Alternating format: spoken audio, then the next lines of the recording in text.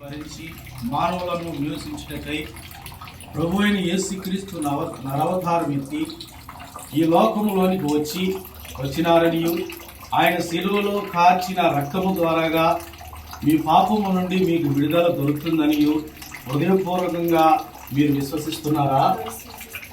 Okay. రెండవ ప్రశ్న, క్రీస్తు నిమిత్తమై ఎన్ని నిందలైనను, హింసలైనను, అవమానములైనను, కష్టములైనను వచ్చినను అంతము వరకు నమ్మకంగా జీవించదని తీర్మానించుకొని ఉన్నావా? మూడవ ప్రశ్న, నీ నిమిత్తము సిలువలో చనిపోయి పాతి పెట్టబడి మూడవ దినాన పునరుద్ధానుడై పరమునకు ఆరోహణైన యేసుక్రీస్తు తిరిగి వచ్చుచున్నాడని నమ్ముచున్నావా? మరి ఈ సమయంలో ప్రభు నాకు ఇచ్చిన అధికారమును బట్టి నేను సహోదరి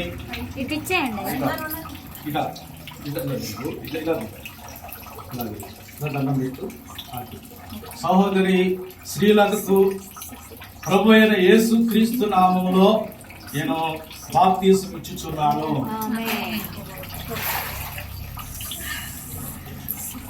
ప్రార్థన చేసుకున్నాము. పరలోకమందున మా తండ్రి, ఈ ఉన్నతమైన నామమును బట్టి, ఘనమైన నామమును బట్టి మీకు వందనాలు, స్తుతులు, స్తోత్రాలు చెల్లిస్తూ ఉన్నాము. ప్రత్యేకంగా నాయన సహోదరి శ్రీలతను బట్టి, తన కుటుంబాన్ని బట్టి మీరు ఏర్పాటు చేసిన ఈ గొప్ప పరిశుద్ధ కార్యక్రమాన్ని బట్టి మీకు వందనాలు, స్తుతులు, స్తోత్రాలు. భూమికి పునాది వేగమునపే నీ బిడ్డను మీరు ఎన్నిక చేసుకొని ప్రభువా నీ యొక్క కృపలో ముద్రించి నీ యొక్క సొంతముగా మీరు ఏర్పాటు చేసుకునే విధానం బట్టి మీకు వందనాలు, స్తోత్రాలు చెల్లిస్తున్నాం. ప్రభువా ఈ బిడ్డ ఇదిగో నీటి మూలముగా జన్మించున్నది.